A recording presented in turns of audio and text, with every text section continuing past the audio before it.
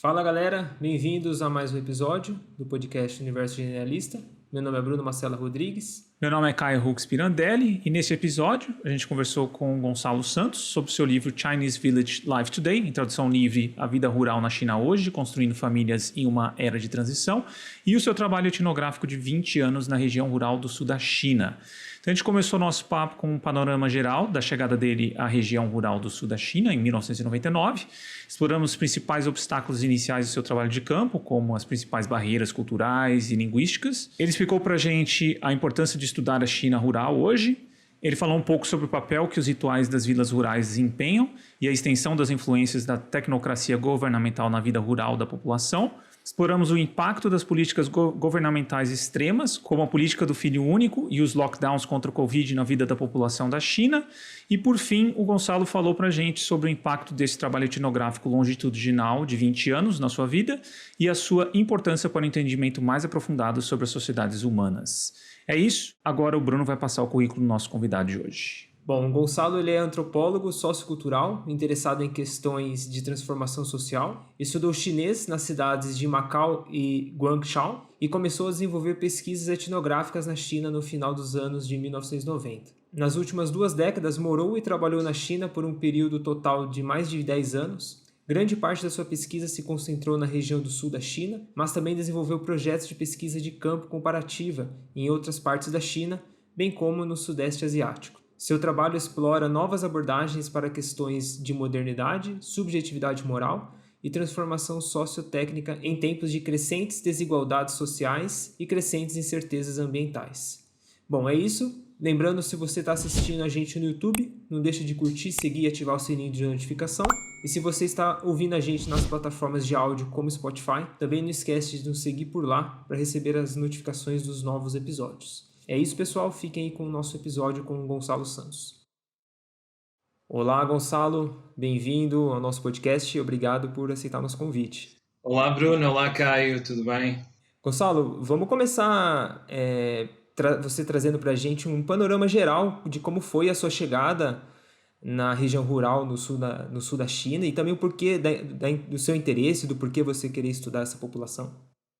Ora bem, como vocês sabem, eu sou um antropólogo social e desde muito cedo, quer dizer, descobri que tinha uma certa vocação para a antropologia, em larga medida por razões familiares, porque parte da minha família veio da Ásia, mais precisamente de Timor-Leste, e também porque, como viajante, as viagens levaram-me desde muito cedo também para a Ásia, primeiro para Macau, e no contexto destas viagens, de facto, apaixonei-me por Macau e descobri também que a minha família tinha conexões importantes com Macau. Os meus pais, da parte do meu pai, os meus avós, da parte paterna, estudaram em Macau e, portanto, sempre houve assim uma certa curiosidade para mim de perseguir um caminho na antropologia que passasse pela China. E na altura, isto era nos anos 90,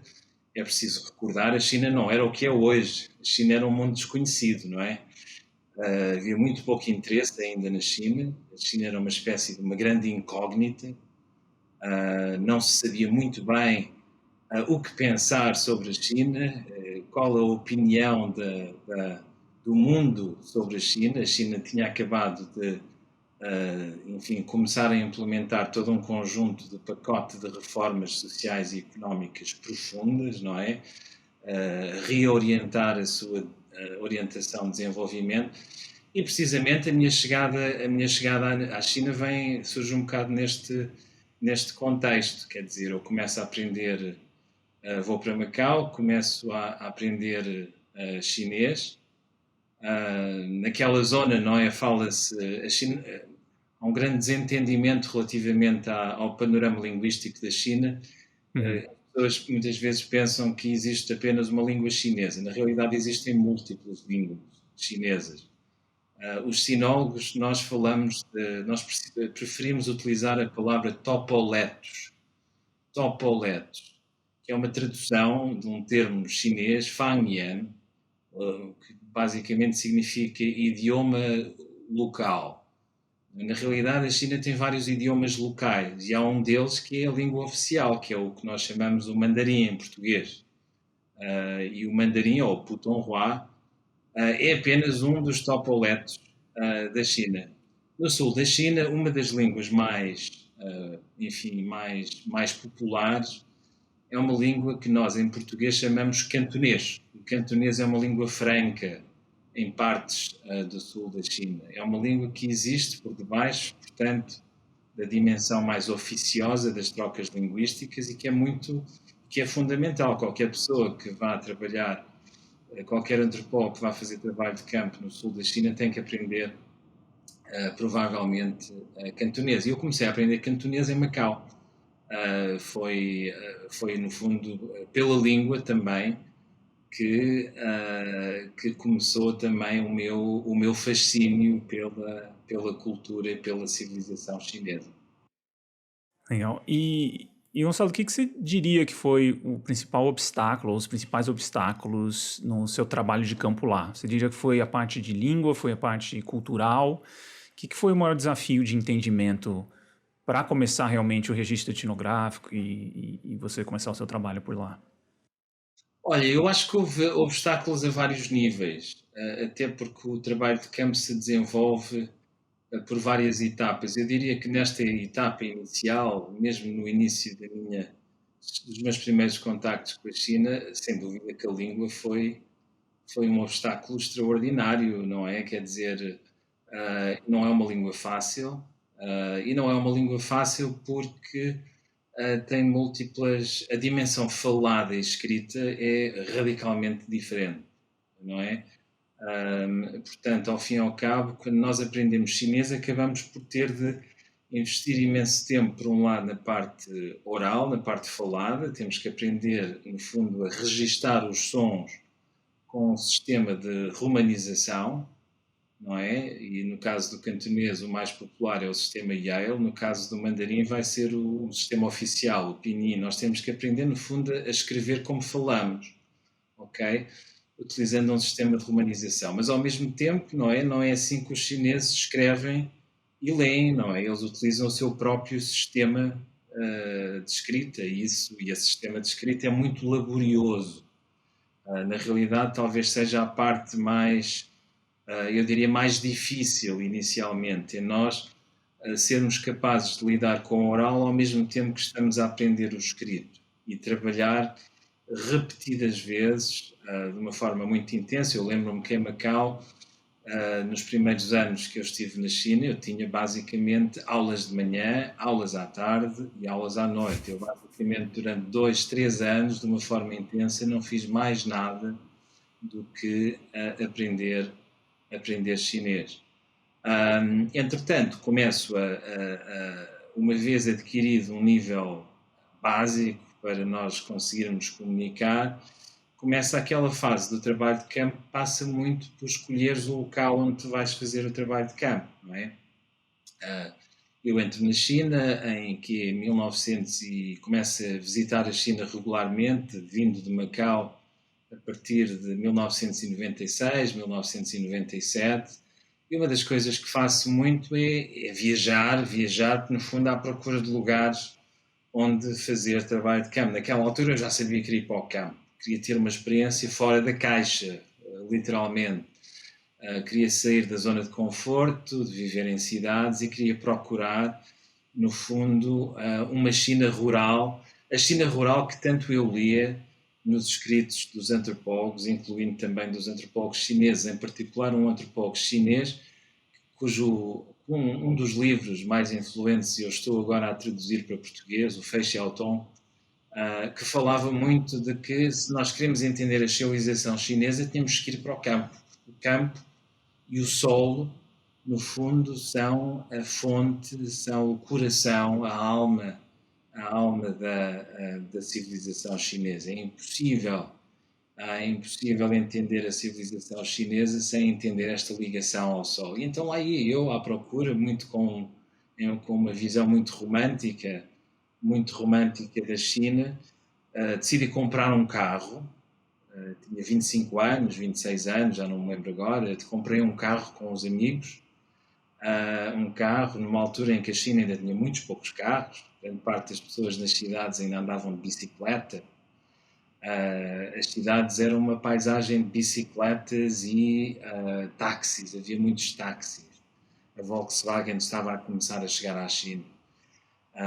E as estradas em volta das cidades eram praticamente inexistentes, ou então cheias de buracos, havia carros a conduzir do lado esquerdo e do lado direito. Enfim, não havia regras fixas sobre o que fazer quando se está na estrada.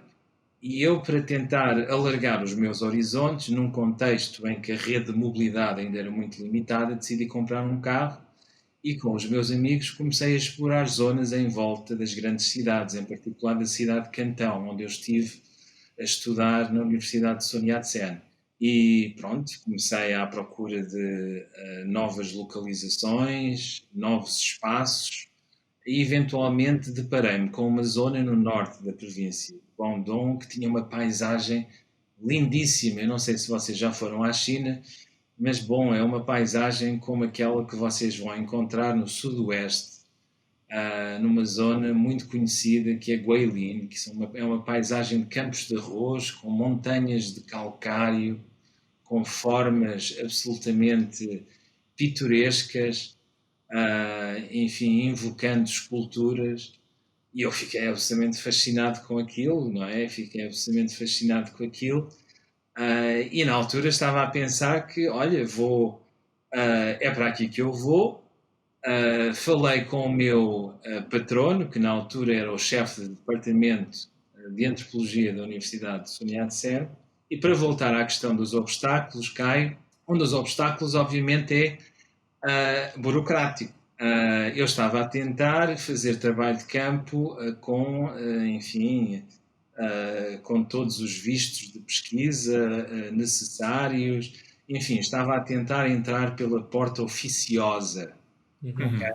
Bom, o que acontece é que, de repente, sem eu saber muito bem porquê, o meu patrono na universidade desapareceu. Okay? De um dia para o outro, o meu patrono desapareceu. Nossa. Bom, eu estava naquele momento de fase, bom, estou quase a começar o trabalho de campo, o que é que eu vou fazer? Bom, eventualmente tornou-se claro que o chefe de departamento fartou-se das políticas departamentais e decidiu que se ia pôr a andar e foi para a Austrália ter com a sua família. Saiu do país. Eu fiquei ali completamente, o que eu vou fazer? Qual é o meu plano B? Qual é o meu plano C? Falando com os meus orientadores em Portugal e no Reino Unido, sem saber muito bem o que é que havia de fazer.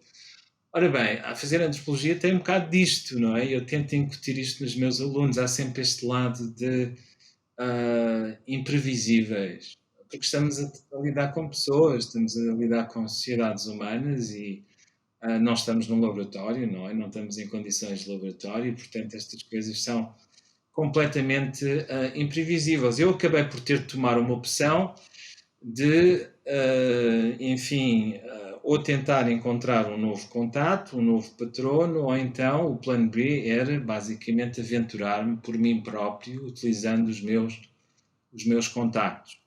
Eu ainda tentei a solução oficiosa mais uma vez, mas rapidamente me dei conta que o trabalho de campo e o projeto de investigação, de pesquisa, estava a sair do meu controlo, basicamente. A China, naquela altura, estava a começar. Era uma China muito diferente da China de hoje. É uma China muito mais aberta do que é a China de hoje. Mas já havia, obviamente, preocupações e tinha havido antropólogos, em particular antropólogos americanos, que tinham estado envolvidos em escândalos com, enfim, relatórios etnográficos sobre, em particular, a política de uma só criança. Portanto, havia uma certa desconfiança relativamente a investigadores e pesquisadores estrangeiros e havia mecanismos de controle, efetivamente. A universidade propôs-me fazer um projeto em que, basicamente, eram eles que controlavam o projeto e eu não tinha qualquer controle. E eu tive que, mais uma vez, fui confrontado com o dilema: o que é que eu faço? Vou seguir esta via, vou tentar fazer a coisa por mim próprio. Na altura, e agora falando assim com vocês, retrospectivamente, olhando para trás, não é? Julgo que ainda bem que tomei a decisão de tentar fazer as coisas por mim próprio, porque eu acho que me teria arrependido. O que fiz foi basicamente depender dos meus contactos, comecei a utilizar o meu carro, não é?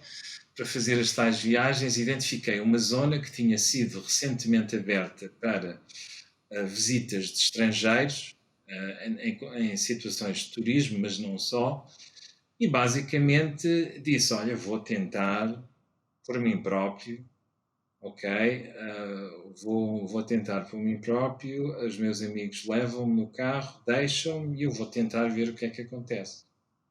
Não faz mal de mim tentar. Bom, e foi isso que eu fiz. Basicamente, um dia, os meus amigos deixam-me na estação de, nunca me vou esquecer, na estação de comboios da cidade de Cantão, com uma mochila às costas, e eu apanho um autocarro para o norte, para as zonas rurais do norte de Cantão, da província, não é? Sabia exatamente para onde é que eu ia, qual é que era enfim, a zona de aldeias para onde eu ia. Sabia também que autocarros é que tinha que apanhar. Obviamente que os autocarros na altura, enfim, eram autocarros que à medida que nós nos afastávamos da cidade começavam a se transformar em projetos multiespécie, não é? Isto é, seres humanos, porcos, galinhas, ovelhas, enfim, normalmente temos 2 lados com assentos, ali havia 3, não é? Três filas, mercados informais, preços diferenciados, eventualmente ao fim de mudar muitas vezes de autocarro, passando também por enfim, veículos motorizados com 3 rodas, eventualmente chega à zona que tinha escolhido para fazer trabalho de campo e começa uma nova aventura à procura de uma aldeia. E aí mais uma nova vaga de obstáculos apareceram. Basicamente tive que negociar a minha estadia numa aldeia. Para meu espanto, os aldeões foram muito, apesar de ser uma figura completamente fora do normal naquele contexto, eu desconfio ainda hoje, depois de 2 décadas de fazer trabalho de campo naquela região, que provavelmente foi um dos primeiros estrangeiros a chegar àquela região. A minha aparência destoava a todos os níveis, não era só apenas na forma como eu me vestia, o meu tamanho, eu tenho aqui 1,85 m, a maior parte das pessoas naquela região tem 1,60 m, portanto eu era um gigante. Enfim, havia muita desconfiança relativamente a mim, inicialmente na aldeia, enfim, as histórias circulavam, narrativas de todo o tipo, desde o habitual eu sou um espião, vindo de Macau, trabalho para o governo português, passando por sou um foragido da lei, tenho a minha mochila cheia de ouro, vou enterrar ouro aqui não sei aonde, roubei ouro em Macau, passando também por venho para aqui raptar crianças.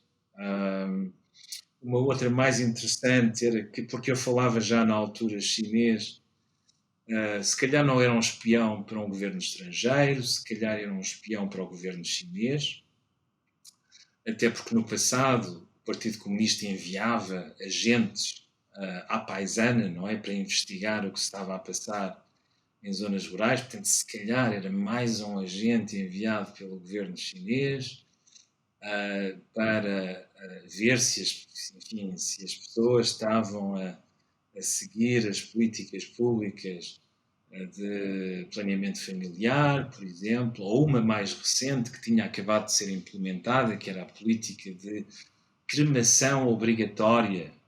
Portanto, havia uma nova proibição da utilização de caixões no enterro, não é? O que posso dizer é que não por acaso, quando eu cheguei à aldeia, todos os caixões enfim, da população idosa estavam pendurados à entrada, na porta de entrada, um grande ritual de elevação do caixão, aliás, um marco de senioridade, eu diria. Quando nós nos transformamos em pessoas mais respeitadas e séniores, a primeira coisa que temos que fazer é precisamente isso, comprar o nosso caixão e colocá-lo na porta de entrada.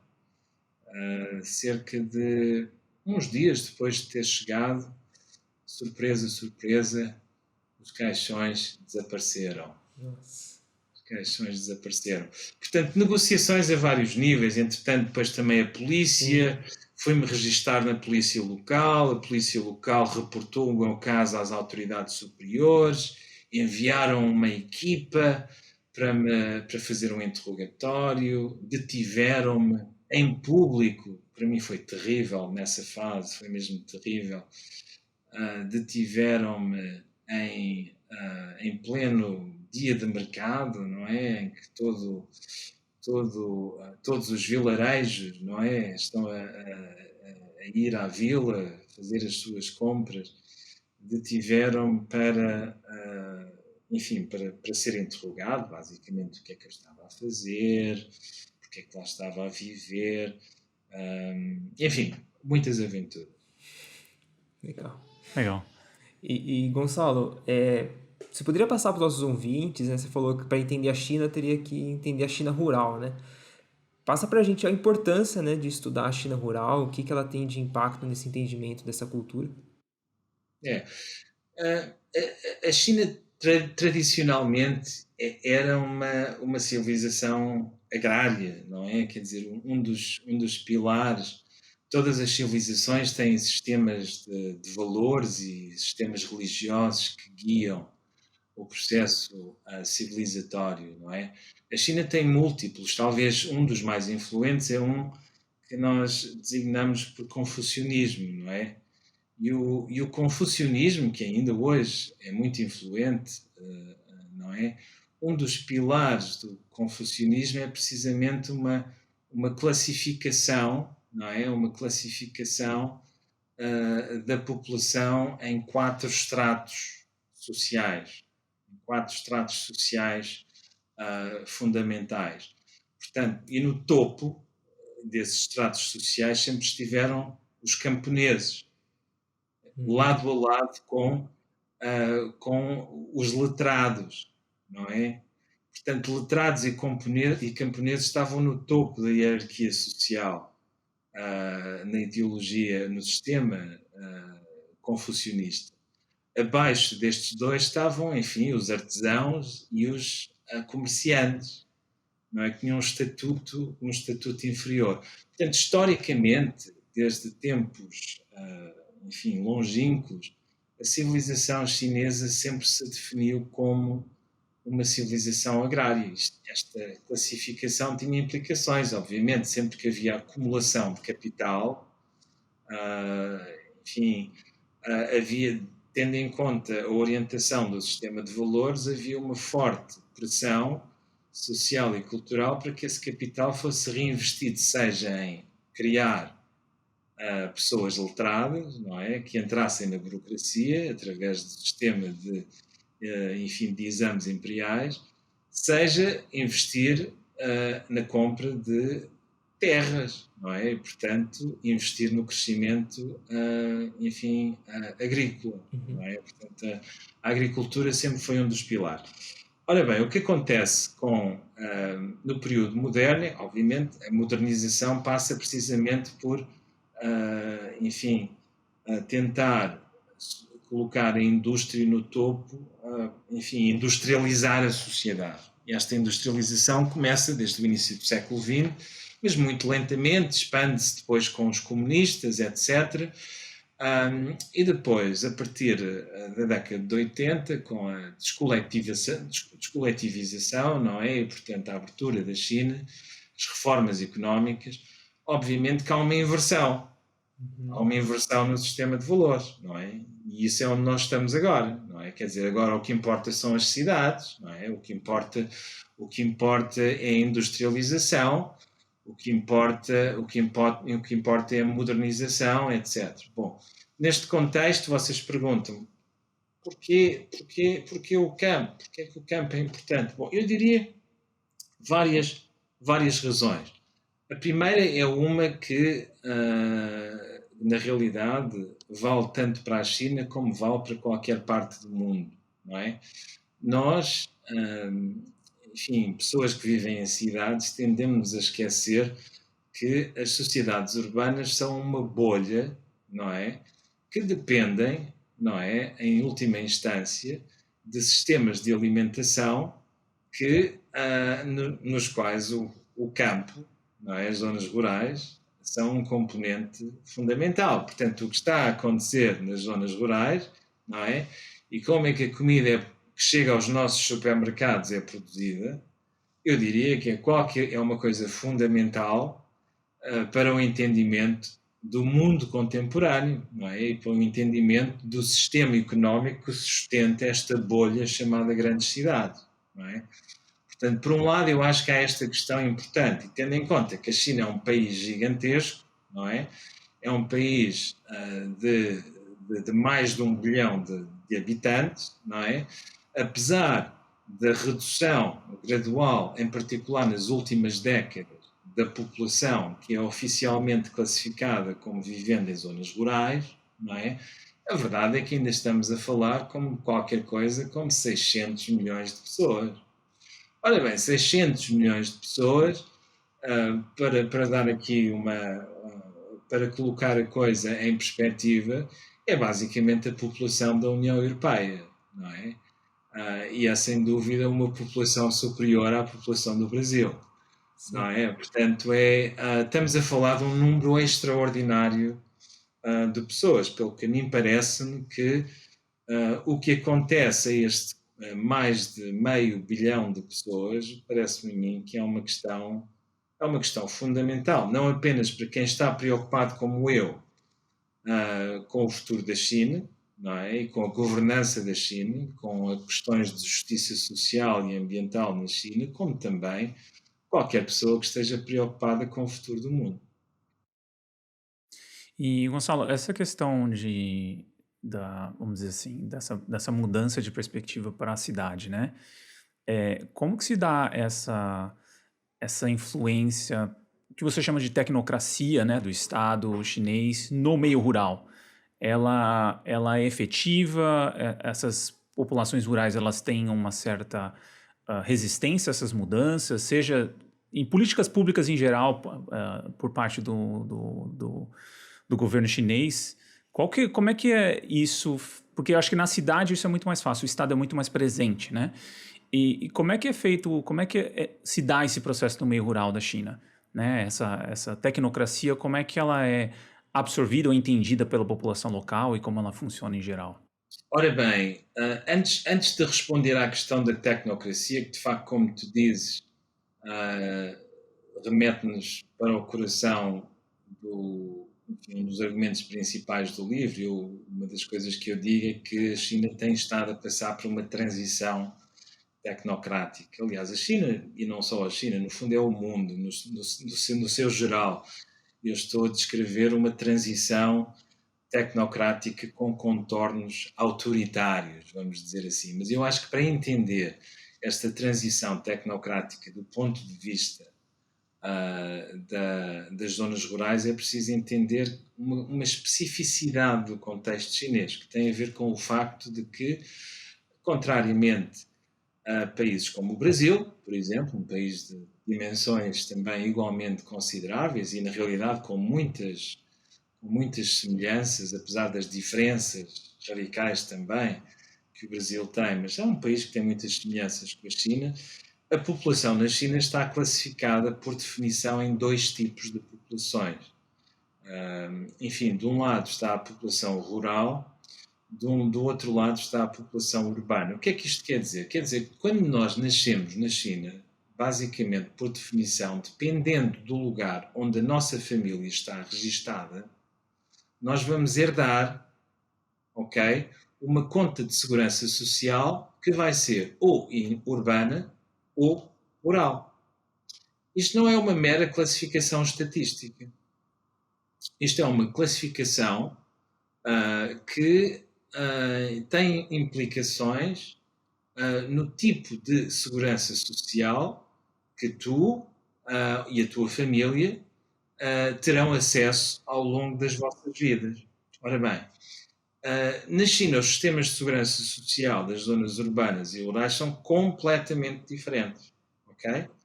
Do lado rural, okay, o grande benefício que o Estado dá aos cidadãos, no fundo, o que é? É basicamente o usufruto da terra. Okay? Não é tanto a posse, a propriedade permanece nas mãos do Estado, mas o usufruto é, vamos dizer assim, concebido como uma espécie de ato paternalista de benevolência pelo Estado às comunidades locais. Ok? Portanto, essas comunidades, por aí estarem, não é? Já estão há muito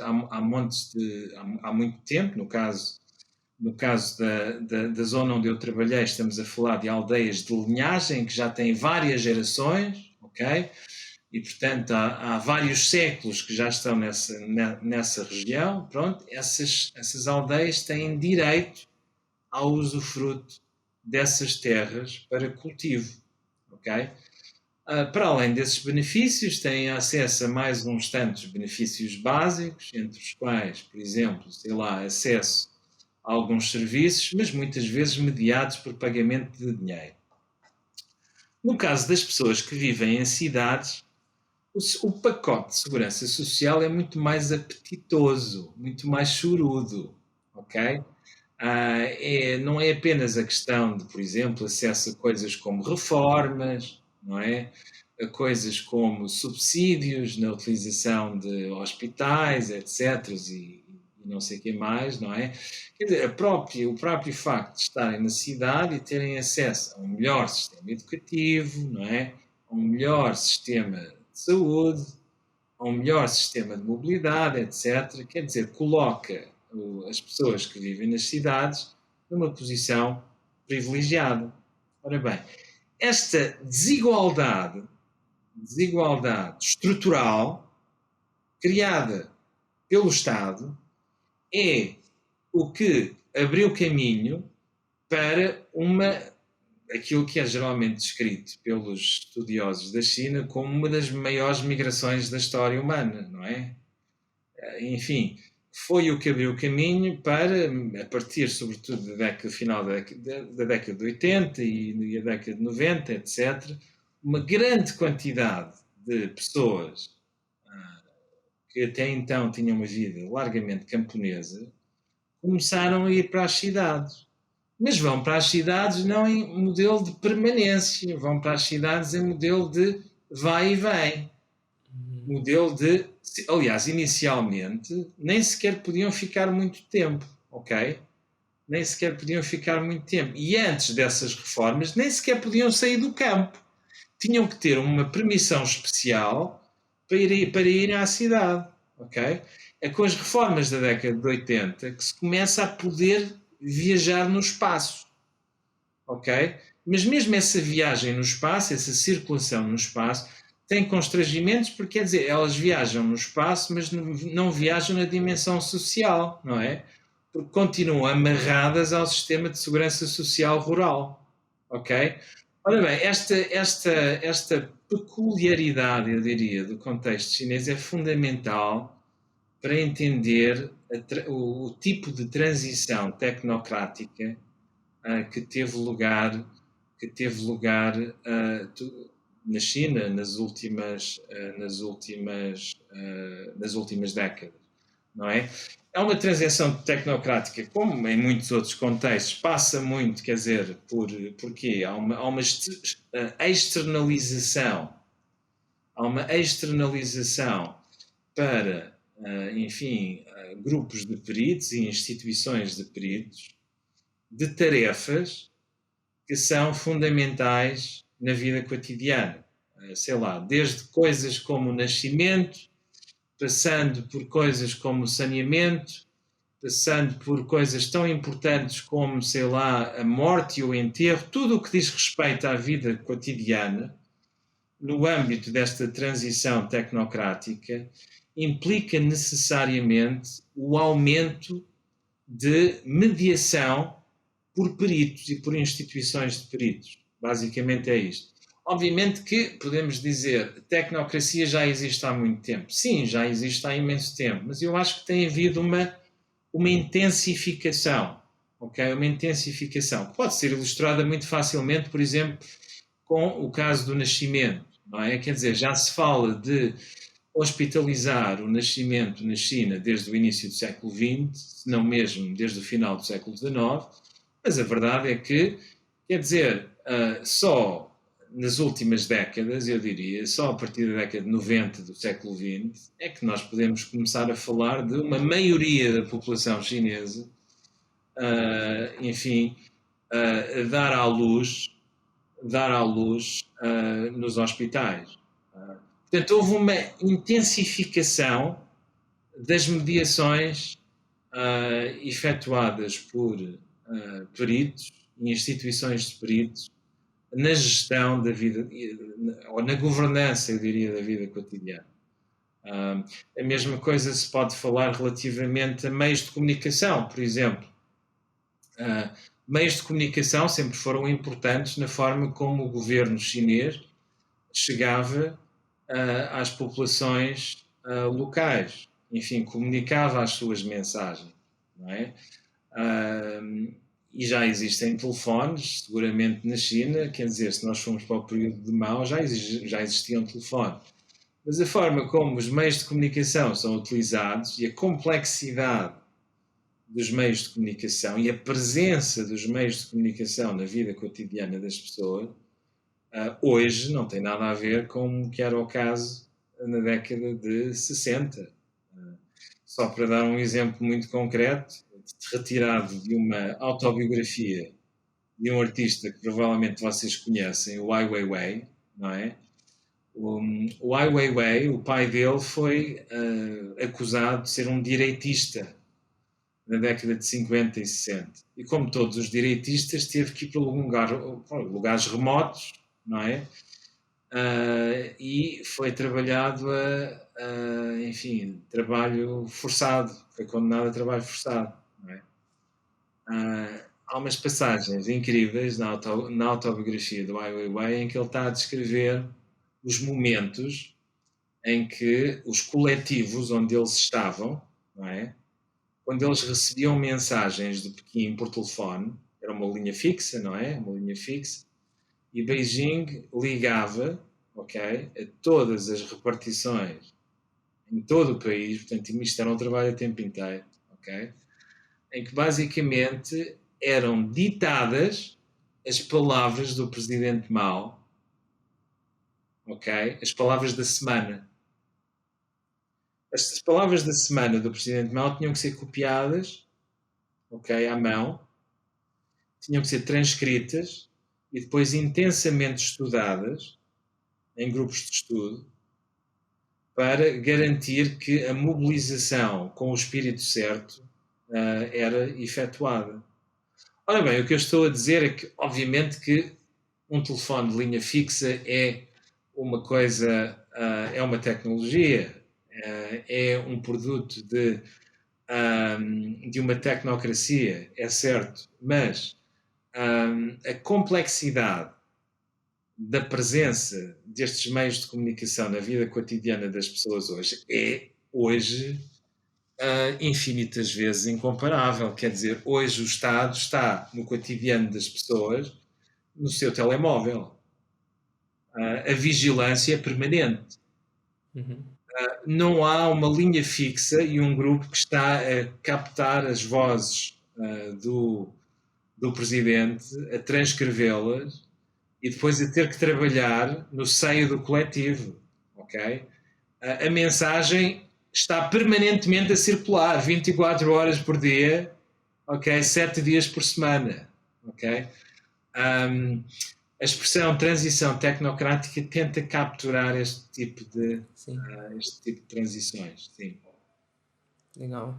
E Gonçalo, fala pra gente como que funciona a importância de alguns rituais nas vilas que você acompanhou e até os avanços dessa questão tecnocrata sobre esses rituais, se teve algum impacto nessas vilas.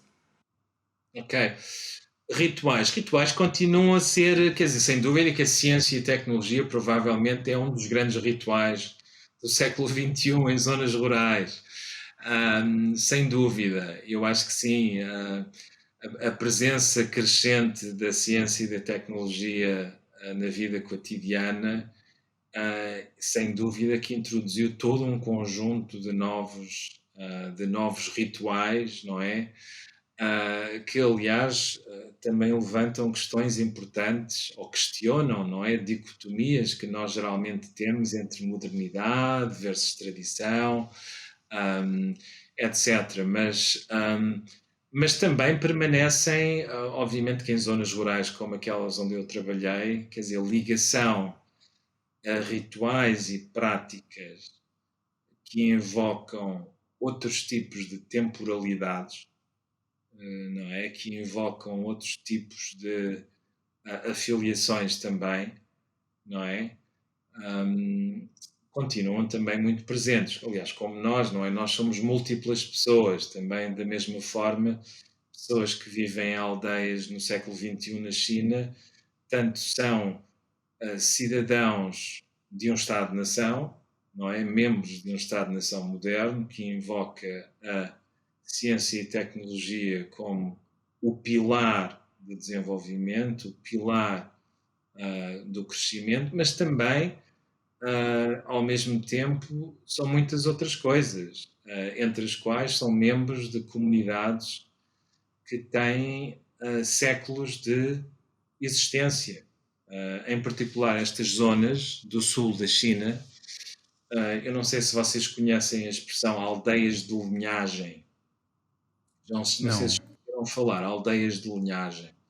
Ora bem, nestas zonas do sul da China, as zonas rurais são, enfim, um modelo muito comum da organização social é aquilo que nós em antropologia chamamos aldeias de linhagem. O que é que são aldeias de linhagem? São aldeias que não são apenas constituídas por pessoas que vivem no mesmo lugar. São pessoas que mantêm entre si uma relação de parentesco, como membros de uma linhagem. Uma linhagem que remonta a um antepassado comum. Ora bem, todas estas aldeias geralmente foram fundadas por alguém há 300 anos atrás, vamos dizer assim. Este antepassado depois teve descendentes patrilineares, portanto, os filhos desse antepassado tiveram família, os filhos desses filhos tiveram famílias e assim por aí fora. E ao fim de várias gerações, quer dizer, nós acabamos por ter uma aldeia de 1000 pessoas, 1200 pessoas, nas quais, quer dizer, basicamente nessas famílias os homens ficam, as mulheres têm que casar para fora. Ora bem, esta estrutura linhageira está no coração de todo um conjunto de rituais de adoração de antepassados, de veneração de antepassados. Quer dizer, aliás, é um dos pilares, no fundo, da religião local, enfim, o que os antropólogos chamam a religião popular, não é local, é precisamente esta veneração dos antepassados. Existem casas dos antepassados, ou templos dos antepassados, não é? Nesses templos dos antepassados existem uma espécie de pequenas placas com o nome dos antepassados, ok? O nome dos antepassados e muitas vezes os seus descendentes. Grande parte das ocasiões festivas, desde enfim, casamentos, por exemplo, enterros, etc., ou funerais, não é? Decorrem, enfim, dentro destes templos de antepassados, que continuam muito vivos e continuam a ser o objeto de celebrações extremamente efusivas, ok? Extremamente efusivas, que mantêm, na realidade, o tecido social que mantém a solidariedade social viva. Uma das coisas que eu argumento no meu livro é que houve uma desterritorialização do modo de viver rural na China nas últimas décadas. Nós começámos esta entrevista e eu falei-vos do Fei Xiaotong, o antropólogo chinês, que falava que a civilização chinesa estava muito ligada ao solo, certo? E que era impossível compreender a civilização chinesa sem entender esta ligação ao solo. Eu acho que esta ligação ao solo, sobretudo se for entendida como terra natal, a ligação à terra natal, continua muito viva na China. Só que o nosso entendimento desta ligação ao solo, numa altura em que, enfim, os aldeões estão a mexer-se no espaço, não é? Estão a ir e vir entre a cidade e o campo, estão à procura de novas formas de trabalho, estão também a utilizar cada vez mais telemóveis e a comunicar uns com os outros através de redes sociais, etc.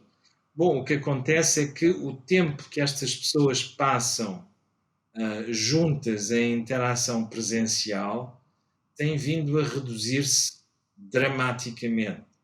E o tempo que as pessoas passam a interagir uns com os outros virtualmente tem vindo a aumentar também exponencialmente. Portanto, houve uma desterritorialização, no sentido em que, na realidade, as pessoas já não passam como passavam quando eu cheguei nos anos 90 pela primeira vez a estas aldeias, já não passam grande parte dos dias e das noites juntos uns com os outros. Já não acordam uns com os outros.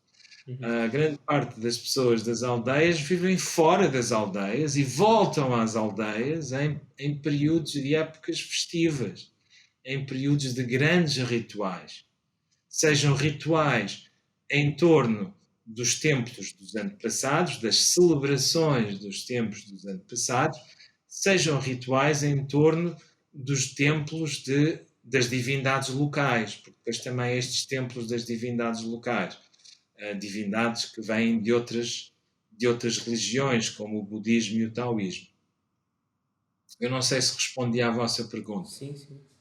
Sim, respondeu sim. Eu acho que que tem esse papel, acho que é interessante ver como a tecnologia faz esse papel, apesar de ter essas migrações e essa população não estar mais só nas vilas rurais, né? Então eles mantêm contato através do WeChat, né? Que é o aplicativo que é usado. Mas, pelo que eu vi no livro, esses rituais têm esse papel de trazer todo mundo de volta para a vila, para se reunir, né? Estarem fisicamente ali, né? E manter essas relações. Acho que você falou, Gonçalo, tem muito a ver. Eu lendo o livro, lembrou muito o Brasil também, como você falou que tem esse paralelo, lembrou muito esse impacto do crescimento da urbanização no meio rural aqui no Brasil, que, enfim, que é imenso o território, que varia muito esse impacto. Mas como talvez algumas regiões que eu tive contato, uma ausência de um ritual local inviabilizou muito de alguma estabilidade das relações no meio rural, vamos dizer assim, daqui do Brasil em algumas regiões, né? Então, acho que lendo o seu livro também sobre a China, ter o contato através da internet, né, através dos chats com a família, mesmo estando em regiões distantes, mas tendo essa necessidade de voltar para os rituais, é algo que não é tão presente aqui no Brasil, pelo menos eu não vi, e que eu acho que tem um impacto muito grande na fragmentação total das relações no campo aqui no Brasil, né? Acho que tem muito paralelo, assim, eu lendo, tem muita coisa em similar, assim, né, com esse processo, mas os rituais eu acho que seria um diferencial grande dessas realidades, né? E... Dito isso, Caio, se me permites interromper agora, uma pessoa tem que ver este caso de estudo que eu estou a analisar no livro, não é? Como, enfim, um tipo ideal entre outros tipos ideais, não é?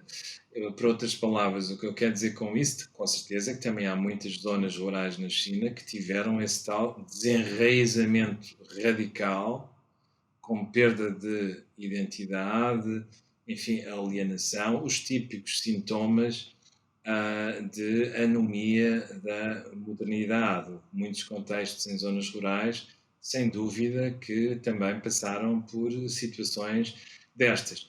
Esta região em particular, talvez porque tenha este complexo linhageiro, não é?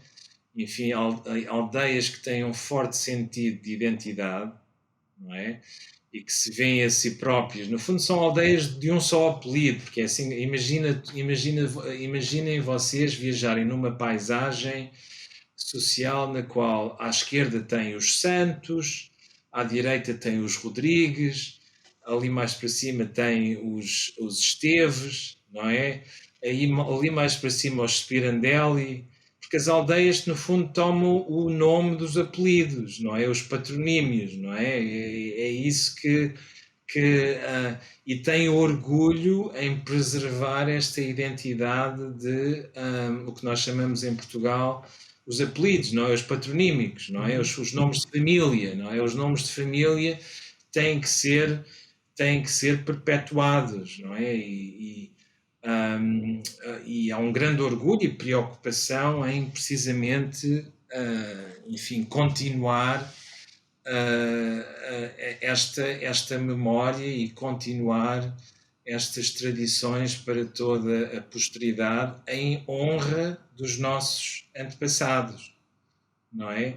Aliás, eu lembro-me que quando eu cheguei à aldeia, das primeiras coisas que eu sentia que as pessoas me perguntavam nos primeiros anos, a pergunta que se fazia sempre no Ano Novo Chinês, vocês sabem que o Ano Novo Chinês geralmente os chineses têm um calendário lunar, também têm um calendário solar, mas o calendário solar regula as atividades agrícolas, não é? E o lunar são as atividades mais rituais, religiosas, etc. E o grande momento do ano, obviamente, que é o Ano Novo Chinês, não é? O Ano Novo Chinês.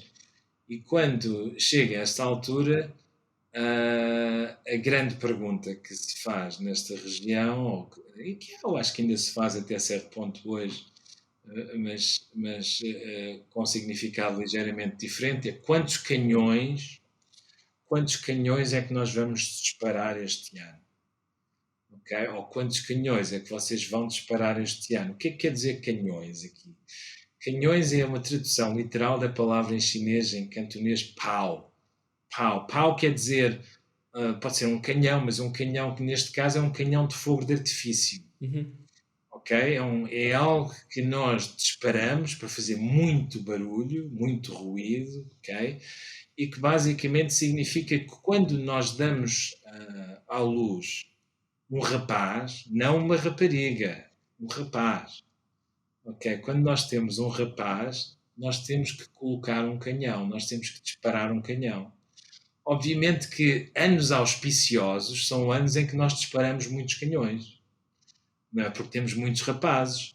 E ter muitos rapazes significa que nós vamos adicionar pessoas à linhagem da aldeia, certo? Porque as raparigas vão casar para fora da aldeia.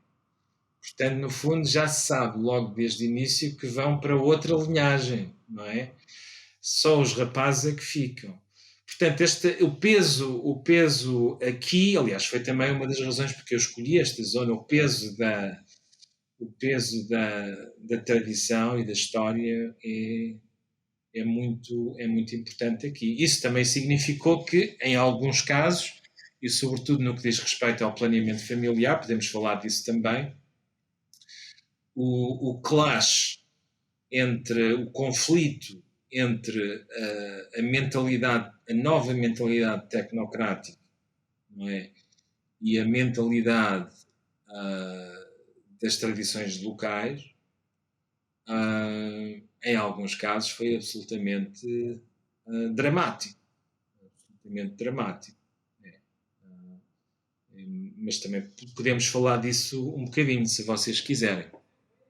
Sim, acho que a gente pode explorar até voltando na pergunta que eu fiz anteriormente, disso, né, do quanto vamos dizer assim, as demandas do Estado chinês para modificações, vamos dizer assim, engenharia social, ela é aceita ou não, ela, né, pela população local, principalmente no meio rural, né, eu acho que tem esse distanciamento já das cidades, então acho que, por exemplo, a política do filho único foi muito mais drástica, acho que nos meios urbanos, né, do que no meio rural, mas talvez explorar essa questão, eu acho que desde a questão cultural de ter filhos homens até esse conflito com essas demandas de engenharia social do Estado, né, dentro dessas comunidades. Como é que se dá isso? Como é que é feito? Como é que é? Vamos dizer assim, você fala no livro também dessa certa autonomia do local, ou dessa força de cima para baixo, né? E que tem sempre uma história de baixo para cima também, né? Então, Sim, talvez explorar um pouco desses aspectos aí. sim. Sim. Eu acho que uma das mensagens do livro, e é uma mensagem didática, eu diria, para governantes da China e não só, é basicamente que as tecnocracias têm limites, ok? Independentemente de serem autoritárias ou democráticas, as tecnocracias têm limites. Quando nós implementamos políticas públicas de grande escala, comprometidas de uma forma cega com, enfim, atingirmos determinados resultados quantitativos, que são indicadores de desenvolvimento ou de outra coisa qualquer, não é? Enfim, que preenchem os objetivos da classe política. Quando nós fazemos isso de uma forma cega e de uma forma inflexível, temos de ter cuidado. Porque geralmente o que acontece muitas vezes é que nós até podemos atingir os objetivos. E isso aconteceu na China. Mas ao mesmo tempo o que costuma acontecer, aliás, as notícias que tivemos há dias atrás da China e a resposta da população à política Covid-0 é também um novo indicador. O que acontece também é que aparecem efeitos colaterais que não foram previstos inicialmente. Isto é, quanto mais nós tentamos pressionar a implementação de uma coisa, até podemos conseguir atingir os objetivos, ok? Pelo menos os objetivos metricamente definidos. Só que ao mesmo tempo o que acontece é que, sem nos darmos conta, ok, nós estamos a abrir caminho para novos desenvolvimentos que podem ter, para utilizar a palavra a terminologia de uma colega americana, a Ana de Sim, podem ter efeitos ferais, ok? Efeitos perigosos, efeitos não previsíveis ou que não foram previstos e que depois se podem revelar extremamente perigosos e sair do nosso controle. Portanto, o meu conselho era dizer que basicamente qualquer projeto tecnocrático tem que ser muito reflexivo. Isto é, tem que estar a depender do tipo de investigações qualitativas que as ciências humanas fazem, qualitativas, também quantitativas, estar atento ao que está a acontecer do ponto de vista das populações-alvo. Okay? Não é tanto do ponto de vista dos peritos que estão a recomendar estas políticas públicas. É preciso estar atento ao impacto das políticas públicas no terreno do ponto de vista das populações que estão a ser atingidas. É isso que é o sinal da boa governança. Okay? Qualquer bom governo é um governo que está preocupado com o bem-estar das suas populações, parece-me a mim. Portanto, mais do que estar preocupado em implementar e atingir resultados métricos, ok? De uma forma tecnocrática, um governo tem que, enfim, fazer o trabalho reflexivo de ir experimentando e ver atentamente o que é que poderá estar a acontecer, se é preciso fazer uns ajustes aqui e ali, de que forma. Ok? Nas últimas décadas, a China teve exemplos de políticas tecnocráticas completamente inflexíveis, com resultados desastrosos. E teve exemplos de políticas tecnocráticas não tão inflexíveis com melhores resultados. Um exemplo de política tecnocrática com resultados desastrosos, com boas intenções, mas com resultados desastrosos, é o que nós chamamos geralmente em português, não é, a política de uma só criança. A política de uma só criança, quando foi inicialmente envisionada, sem dúvida era era o produto de todo um conjunto de boas intenções. Quer dizer, qualquer pessoa que tem na mão a decisão de como gerir o bolo de um orçamento de Estado, não é?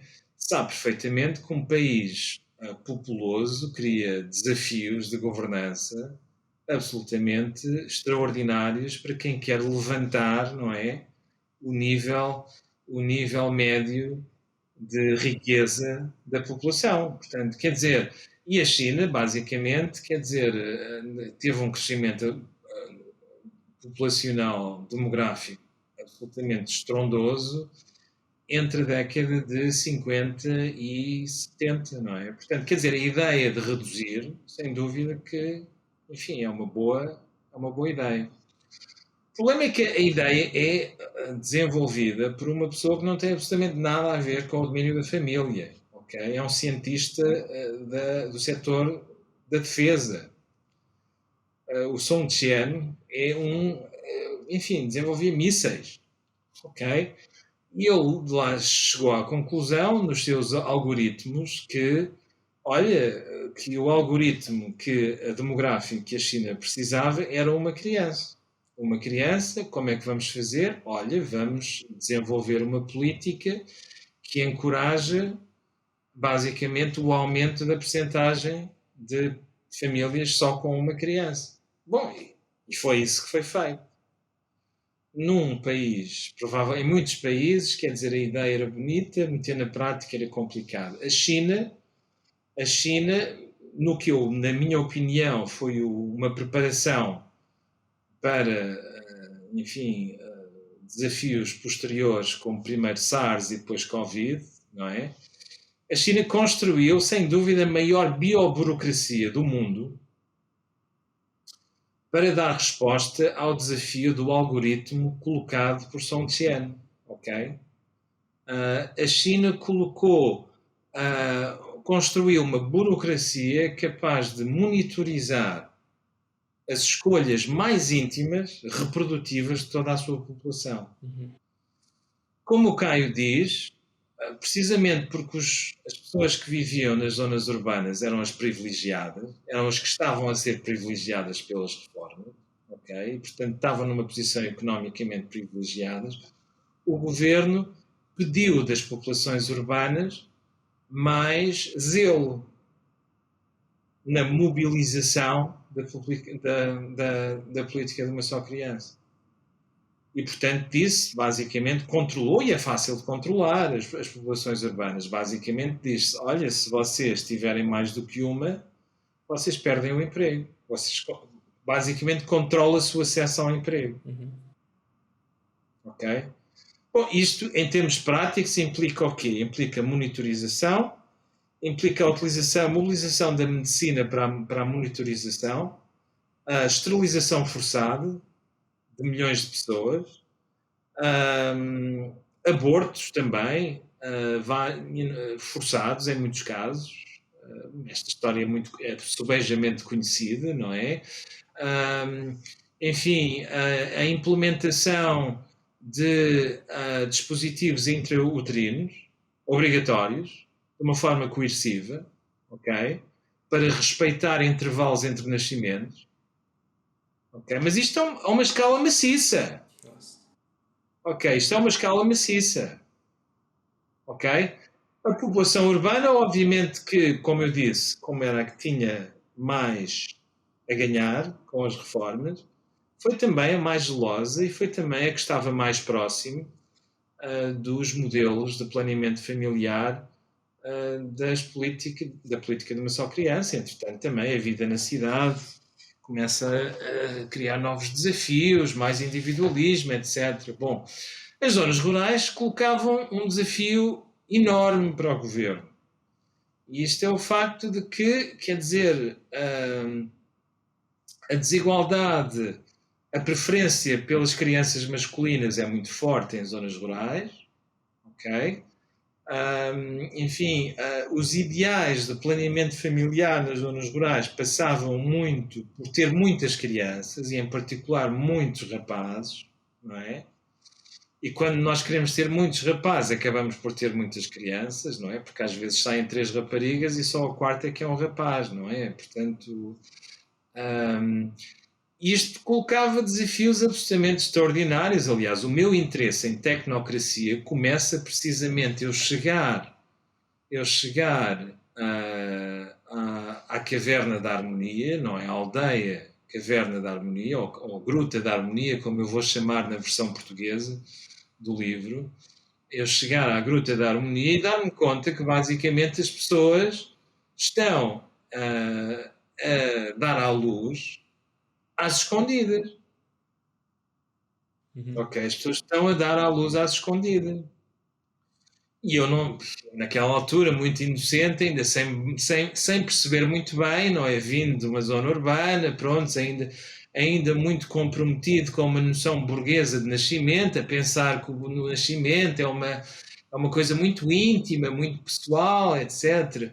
Para mim, aquele encontro foi um momento formativo para mim de descobrir aquilo que as ciências sociais já dizem há muito tempo, não é? Não há nada mais político, não é, do que questões familiares como o nascimento, não é? Quer dizer, eles são o reflexo de políticas públicas mais amplas que as estão a condicionar. Portanto, a população estava, enfim, a fugir às garras dos oficiais do planeamento familiar, às vezes fugia para as cidades para dar à luz em zonas periféricas, longe das garras dos oficiais do governo local, não é? Muitas vezes utilizando parteiras, não é? Portanto, parteiras também vindas daquela zona, enfim. E, portanto, comecei-me a dar conta com todo o mundo de... não havia outra palavra, resistência. O pessoal está a resistir. Quer dizer, as forças de cima estão a puxar numa determinada direção. É certo, fizeram concessões. Na cidade é só uma criança, nas zonas rurais vocês podem ter 2 ou 3. Mas o pessoal estava a resistir mesmo assim. O pessoal estava a dizer, não, isto aqui é nosso, nós é que tomamos essa decisão, não é? E então eu comecei a pensar, bom, como é que eu teorizo esta relação que está a acontecer? O que é que está aqui a acontecer? Quer dizer, eu sabia que mais cedo ou mais tarde eles iam ter que se acomodar, iam ter que se adaptar, melhor dizendo. Eles iam ter que aceitar a força daquelas políticas públicas, não é? Porque eram políticas públicas com as quais eles não podiam contestar muito abertamente. Quer dizer, resistência sim, até certo ponto. Podiam tentar dar à luz às escondidas, podiam não reportar nascimentos, etc. Mas, eventualmente, com a escalada e o crescimento da máquina bioburocrática, era inevitável que, enfim, o controlo ia aumentar. Era inevitável também, porque o poder cria subjetividades. Nós também aprendemos isto das ciências sociais. É inevitável que uma nova geração de valores começasse a emergir, não é? E, portanto, as pessoas começassem a querer ter menos crianças, não é? Começassem também a pensar que dar à luz às escondidas não é muito seguro para as senhoras, se calhar é melhor ir para o hospital, não é? Etc. Portanto, inevitavelmente teria que haver uma adaptação. Mas neste processo de adaptação temos resistência. temos apropriação, temos uma domesticação, temos uma atribuição de novos significados, não é? E eu estava interessado neste processo. E também temos novos fenómenos que estão a acontecer e que lá está, muitas vezes têm efeitos ferais, que saem fora do controle. Bom, um exemplo um exemplo muito fácil é basicamente, à medida que as forças para diminuir o número de crianças aumentaram, as populações começaram a utilizar tecnologias ultrassom para selecionar o género das crianças. À medida que as forças para diminuir o número das crianças aumentaram, não podendo reportar o nascimento das crianças, o que começou a acontecer foi que começou a emergir um mercado, entre aspas, de crianças, de raparigas, de meninas, que não poderiam ser mantidas pelas famílias e que eram dadas ou vendidas por adoção, na esperança que um dia eventualmente fossem registadas. Então, basicamente, de um rácio sexual mais ou menos relativamente normal, o que nós começamos a assistir a partir de quê? Da década de 80, entre 80 e enfim, o início do século XXI, começámos a ter um enviesamento cada vez maior no número de rapazes por relação ao número de crianças. Começamos a ter qualquer coisa como 119 crianças por cada 100 raparigas, que é um número completamente anormal. Este número completamente anormal, ele próprio vai ter consequências demográficas. Vai haver um maior número, e já há um maior número, de rapazes que não se conseguem casar, não é? Casar no sentido heteronormativo, não é? Que é também o sentido dominante em termos políticos na China, não é? Portanto, enfim, uma política pública comprometida com atingir um número em termos de fertilidade acabou por gerar efeitos ferais não previstos inicialmente e que acabaram por escapar ao controle, não é? Que saíram do controle e que geraram novos problemas que não existiam anteriormente. Portanto, isto para não falar do sofrimento, porque eu acho que isto é uma variável importante. Reparem, é praticamente 2 gerações de mulheres a passarem por processos de esterilização coerciva, porque grande parte destas práticas de esterilização foram aplicadas em mulher,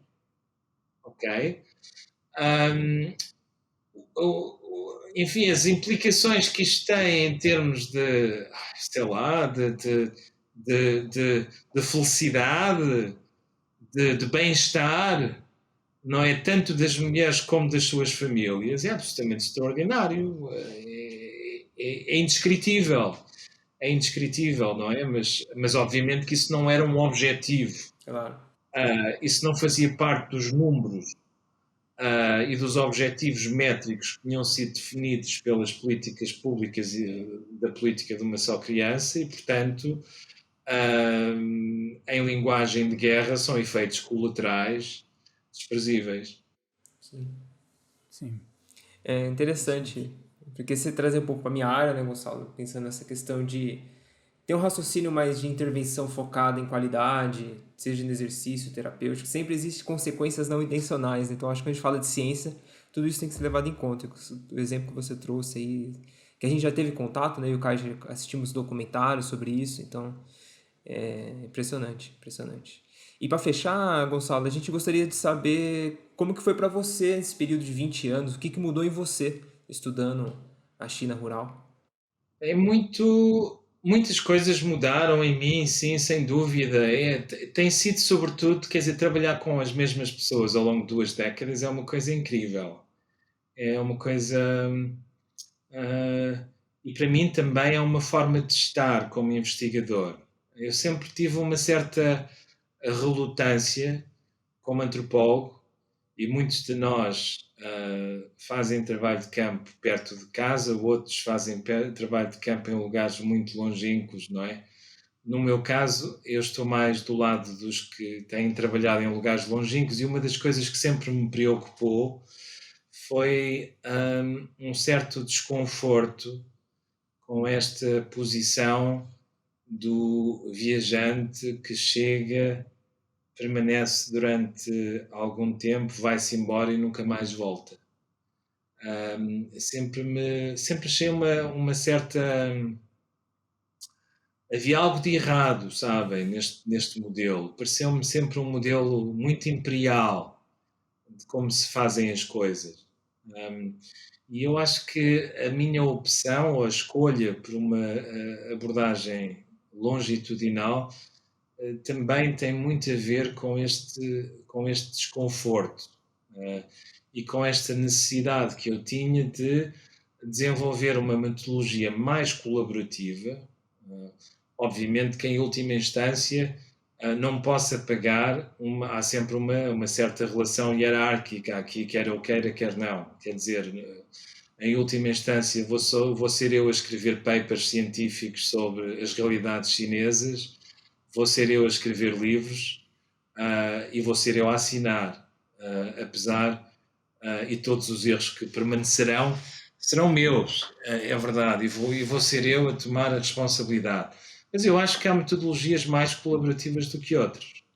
E eu acho que quando nós desenvolvemos uma conversa que não é apenas uma conversa de um só encontro, uma conversa que se estende ao longo do tempo e também do espaço, não é? Porque, basicamente, espacialmente, a conversa tem-se estendido aos lugares onde as pessoas da aldeia vão, não é? Portanto, entre o campo e a cidade, estende-se também aos mundos virtuais. Espero que um dia se estendam alguns deles me visitarem em Portugal. Eu acho que um dia isso vai acontecer, tenho essa esperança.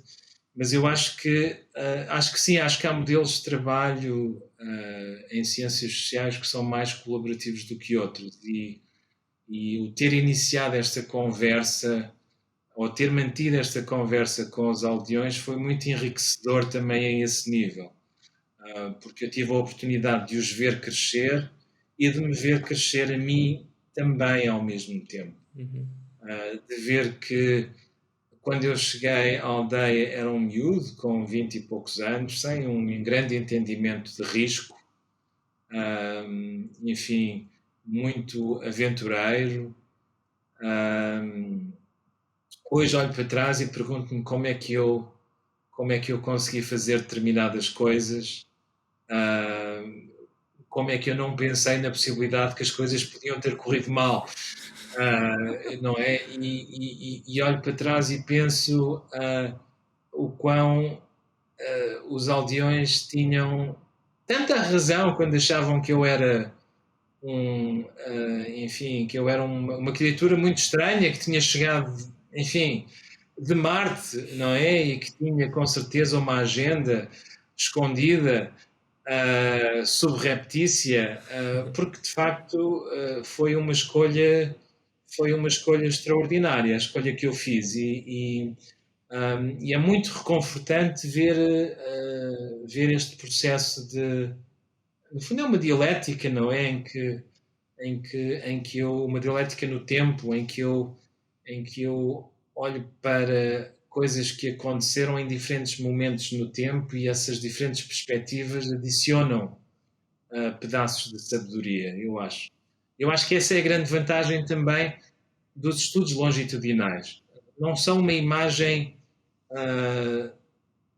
de um só momento, uma fotografia, ponto final. Não, é uma série de fotografias em conversa umas com as outras.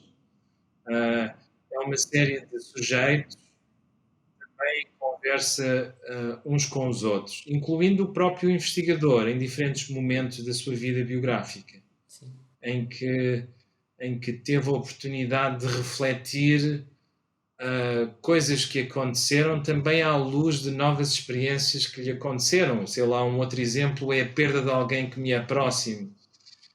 Eu lembro-me de passar horas e horas em rituais funerários, que são um grande evento nestas aldeias, milhares de pessoas, uma coisa, enfim, extraordinária, eventos de uma semana, 2 semanas, não é?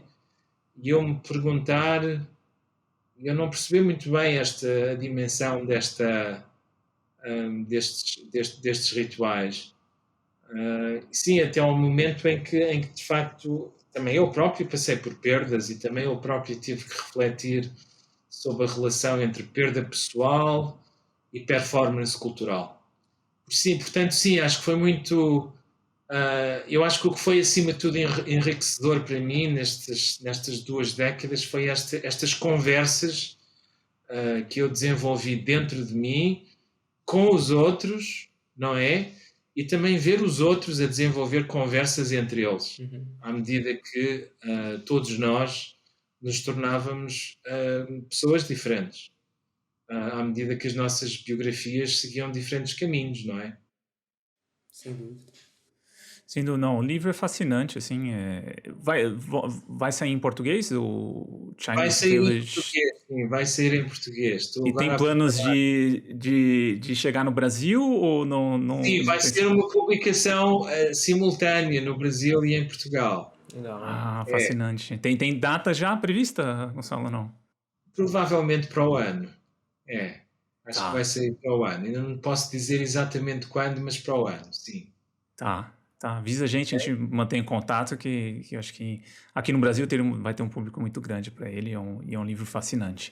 Eu vou deixar o link também para ele em inglês, quem não quiser esperar, né? Já tem ele em inglês também, vou deixar aqui o link para acesso. E, Gonçalo, é um assunto fascinante, eu acho que a gente nem arranhou a superfície aqui do tema, né? Mas acho que deu para ter uma ideia.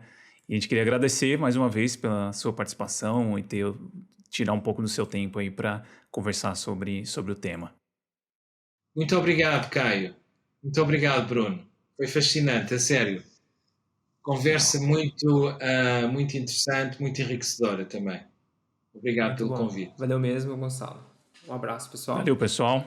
Até a próxima. Obrigado por ouvir esse episódio até o final. Se você gosta do nosso trabalho, não deixe de contribuir financeiramente com ele através do nosso Apoia-se. Você encontra o link na descrição do episódio. Tornando-se apoiador, você saberá de antemão quem são os nossos próximos entrevistados e poderá enviar suas perguntas, além de poder sugerir temas e pessoas para entrevistarmos.